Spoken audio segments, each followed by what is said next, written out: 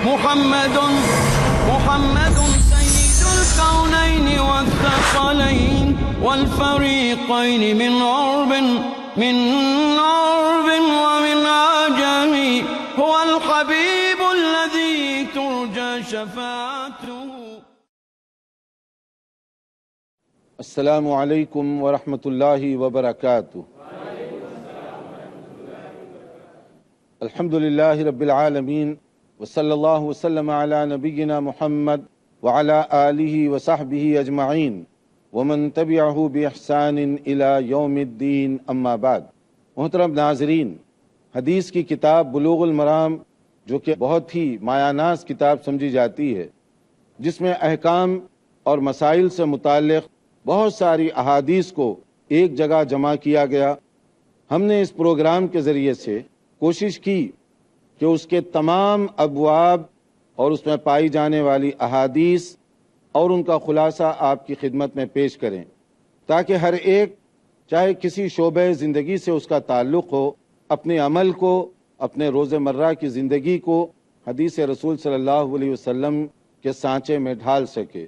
دراصل اس پروگرام کا بنیادی مقصد، بلکہ پیس ٹی وی کا بنیادی مقصد یہی ہے کہ اللہ کا دین اللہ کے بندوں تک صحیح حالت میں پہنچایا جا سکے. نہ اس سے کوئی نام و نمود مطلوب ہے، نہ جاہ و حشمت، نہ دنیا کمانا اس کی غرض و غایت ہے. اس لیے اس چینل کے ذریعے سے کوشش کی گئی کہ دنیا بھر میں خیر کا پیغام عام ہو، دنیا کو دین کی صحیح باتیں ملیں، دین کے نام پر وہ بھٹکنے اور گمراہ ہونے سے بچیں، کیونکہ یہ شاہراہ صراط مستقیم قرآن و سنت پر عمل کرنے سے ملتی ہے. وَأَنَّ هَذَا صِرَاطِي مُسْتَقِيمًا، قرآن کریم میں کہا گیا یہ صراط مستقیم ہے، صحیح اور سیدھا راستہ. فَاتَّبِعُوهُ، اسی پر تم چلو. اگر اسی پر چلو گے تو کامیابی پاؤ گے. وَلَا تَتَّبِعُوا السُّبُلَ، کہ اگر تم مختلف پگڈنڈیوں میں بھٹکنے لگو گے تو پھر اس سے کیا ہوگا؟ تم بھٹک جاؤ گے. راہ راست تمہاری نظروں سے جو مین روڈ ہے وہ بچھڑ جائے گی. اس کے لیے ہم نے کوشش کی کہ حدیث کا نور آپ کے گھر تک پہنچایا جائے. اب ہم جس چیپٹر کو شروع کر رہے ہیں یہ کتاب کا آخری حصہ ہے، اور اس آخری حصے کے اندر آداب اور اخلاقیات اور زہد و تقوی کی بعض باتیں بتائی گئی. اس سے پہلے جو ابھی تک ہم ذکر کر رہے تھے اس کا بیشتر حصہ احکام و مسائل سے متعلق تھا، کہ وضو کے مسائل، طہارت کے مسائل، نماز، روزہ، زکوٰۃ، اور اسی طرح سے لین دین، خرید و فروخت اور دیگر جو معاملات ہیں اس کے بارے میں بہت تفصیل سے بتایا گیا. کیونکہ جس طریقے سے نماز کی اہمیت ہے، سنت کے مطابق نماز ادا کریں، اسی طرح سے نکاح بھی سنت کے مطابق کریں، طلاق خلا کے مسائل بھی سنت کے مطابق دیں، اسی طرح سے کاروبار، تجارت، حکومت، قیادت، یہ چیزیں بھی سنت کے مطابق ادا کی جائیں. کیونکہ سنت مسجد میں بھی ہے، گھر میں بھی ہے، تجارت میں بھی ہے اور سیاست میں بھی ہے، ہر جگہ سنت کی ضرورت ہے. اب جو یہ آخری چیپٹر ہمارے سامنے ہے اس میں عموماً آداب اور اخلاقیات سے متعلق بہت ساری باتیں بتائی گئیں، کیونکہ اس کی بھی ضرورت ہے. ورنہ آپ مسائل تو جان گئے، بڑی بڑی اور موٹے احکام تو آپ کو معلوم ہیں، لیکن آداب، اخلاق، اس سے اگر آدمی واقف نہ ہو تو بڑی الجھنیں پیدا ہو سکتی ہیں.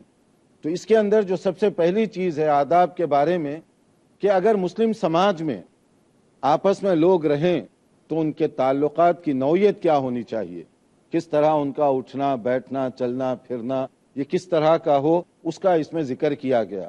تو ہماری گزارش ہے دنیا بھر کے اپنے تمام معززین سے کہ یہ خاص طور پر جو آخری چیپٹر ہے اس پر توجہ بھی دیجیے، اور آپ خود بھی اس کا گھروں میں مطالعہ کرنے کی کوشش کریں. اس لیے کہ یہ چیپٹر نسبتاً احکام اور مسائل کے مقابلے میں آسان سمجھا جاتا ہے، لیکن چونکہ اس کا تعلق روزانہ یومیہ زندگی کے ساتھ ہے، کھانے کے آداب، پینے کے آداب، لیٹنے کے آداب، جاگنے کے آداب، گفتگو کے آداب، مجلس کے آداب وغیرہ وغیرہ، تو اس کو پڑھنے اور اس کو عمل کرنے میں ہر ایک آسانی محسوس کرے گا. کیونکہ احکام اور مسائل کے سمجھنے میں کسی سمجھانے والے کی ضرورت عام طور پر پیش آتی ہے. اس لیے وہ صرف کتاب کے ذریعے سے آپ سمجھنا چاہیں تو بعض اوقات مس انڈرسٹینڈنگ کا بھی خطرہ ہے، کنفیوژن کا بھی خطرہ ہے۔ اس لیے کوئی احکام اور مسائل صرف کتاب سے نہیں بلکہ استاد کے ذریعے، عالم کے ذریعے، ذمہ دار کے ذریعے سمجھنے کی کوشش کریں تاکہ الجھن نہ پیش آئے۔ اور آداب کی جو بات ہے وہ اگر آپ چاہیں تو خود بھی پڑھ سکتے ہیں، اور الحمدللہ یہ کتاب مختلف زبانوں میں موجود ہے، اس کی تشریحات موجود ہیں، چاہے آپ انگریزی میں لے لیں، اردو میں لیں، عربی میں لیں، مختلف زبانوں میں یہ موجود ہیں کہ اس کے ذریعے سے آپ محسوس کر سکیں گے کہ روز مرہ زندگی میں پیش آنے والی بہت ساری باتوں کی کیسے اصلاحی تدبیریں ہمیں بتائی گئیں تاکہ ایک اچھا سماج بھی وجود میں آئے۔ اب وہ کیسے، دیکھیے نبی کریم صلی اللہ علیہ وسلم نے کچھ ہدایات دیں، اس کو آپ دیکھتے جائیے کہ مسلمان پر جو حقوق عائد ہوتے ہیں، ذمہ داری، حق المسلم علی المسلم ست، نبی صلی اللہ علیہ وسلم نے ارشاد فرمایا 6 باتیں ہر ایک کی دوسرے کے سلسلے میں ضروری ہیں، یعنی یہ حق ہے مسلمان کا۔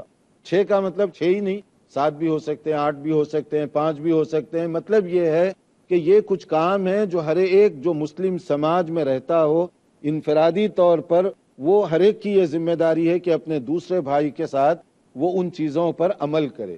اور وہ کیا ہیں جن چیزوں پر عمل کرنا چاہیے؟ نمبر 1، اذا لقیتہ فسلم علیہ، پہلے سلام کرو۔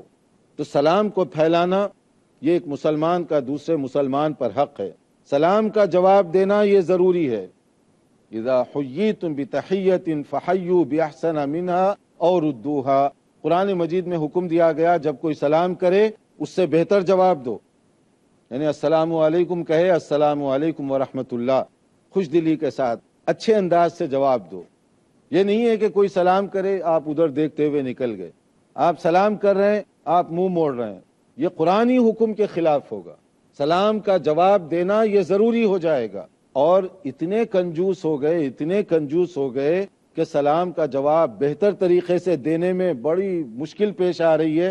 قرآن کہتا ہے کم سے کم اتنا تو جواب دے دو جتنا اس نے سلام کیا۔ یہ کم سے کم منیمم ریکوائرمنٹ ہے کہ اگر کسی نے کہا السلام علیکم، آپ کم سے کم وعلیکم السلام کہہ دیں، ذرا زیادہ کہہ دیں ورحمت اللہ، دعا ہو جائے گی، نیکی آپ کو زیادہ ملے گی۔ لیکن بعض لوگ بڑے کنجوس ہوتے ہیں اس مسئلے میں، اور وہ سمجھتے ہیں کہ میں کیوں آگے بڑھ کے زیادہ بولوں۔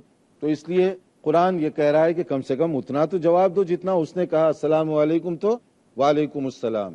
نبی کریم صلی اللہ علیہ وسلم نے جو ہدایات خاص طور پر دی ان میں سے ایک یہ بھی ہے، ایھا الناس افشوا السلام، کہ لوگو سلام کو پھیلاؤ، جن کو تم جانتے ہو اس کو بھی سلام کرو، جن کو نہیں جانتے اس کو بھی سلام کرو۔ یہ اسلامی آداب ہیں، سننے والے کو بھی اسی طرح کا جواب دینا چاہیے۔ اور پھر سلام میں بھی ایک وہ بتایا گیا پوزیشن، سواری میں جو بیٹھا ہوا ہے پیدل چلنے والے کو سلام کرے، پیدل چلنے والا وہاں بیٹھے ہوئے لوگوں کو سلام کرے۔ اس میں ایک حکمت بھی ہے۔ حکمت کیا ہے؟ سواری پر بیٹھتا ہے تو آدمی کے اندر کبھی کبھی تھوڑا سا گردن اکڑنے لگتی ہے کہ میری سواری ہے، میرے پاس کار ہے، میرے پاس تو ایسا میرا تو اس کے ساتھ گردن بھی اکڑنے لگتی ہے۔ تو اسلام چاہتا ہے کہ جہاں گردن اکڑ رہی ہے تھوڑا جھکاؤ، کوئی آدمی جا رہا ہے بڑھ کر سلام کرو۔ جب سلام کرنا ہو تو ذرا عاجزی آتی ہے، اسی لیے آپ دیکھیں گے کہ بڑھ کر سلام کرنے میں ہمارے ہاں کتنے لوگ بڑی وہ سمجھتے ہیں کہ کسر شان، کہ میں کیوں اس کو سلام کروں، وہ میری تو پوزیشن، میرا منصب، میرا پوسٹ، اور میں اس کو سلام کروں، اس کو کرنا چاہیے۔ اس لیے ہمارے پاس کیا ہے، عام طور پر جو جونیئر کلاس کے ورکر ہیں، سینئرز کو وہ آگے بڑھ کر خود سلام کرتے ہیں۔ شریعت کہتی ہے کہ نہیں، پہلے وہ بھی کرے گا آپ کو، جب موقع ملے وہ بھی آگے بڑھ کر سلام کرے۔ یہ نہیں ہے کہ وہ ذمہ دار ہے اور صرف آپ اس کو سلام کریں، نہیں، یہ اسلامی تہذیب نہیں ہے۔ نبی کریم صلی اللہ علیہ وسلم کبھی گزرتے بچے کھیل رہے ہوتے، چھوٹے بچے، آپ پہلے ان کو سلام کیا کرتے تھے، بچوں کو نبی صلی اللہ علیہ وسلم۔ تو ہمارے پاس یہ چونکہ اکڑ کا مسئلہ بہت ٹیڑھا بن گیا ہے، تو اس لیے وہ اسٹیٹس کے لحاظ سے سلام کے اندر بھی وہی، مسافے کے اندر بھی وہی۔ تو نبی صلی اللہ علیہ وسلم نے فرمایا کہ سلام کو عام کرو۔ یہاں ایک اور اشکال بھی ہے، کبھی لوگ کہتے ہیں میں سلام کرتا ہوں وہ جواب نہیں دیتا، تو آپ کو گناہ تو نہیں ہو رہا سلام کرنے کا؟ شریعت کہتی ہے آپ سلام کر دیں، وہ جواب دے گا، دونوں کو نیکی مل گئی۔ وہ جواب نہیں دیا، اس کا گناہ اس کے ساتھ، آپ کو نقصان کیا ہوا؟ اور پہل کرنے کا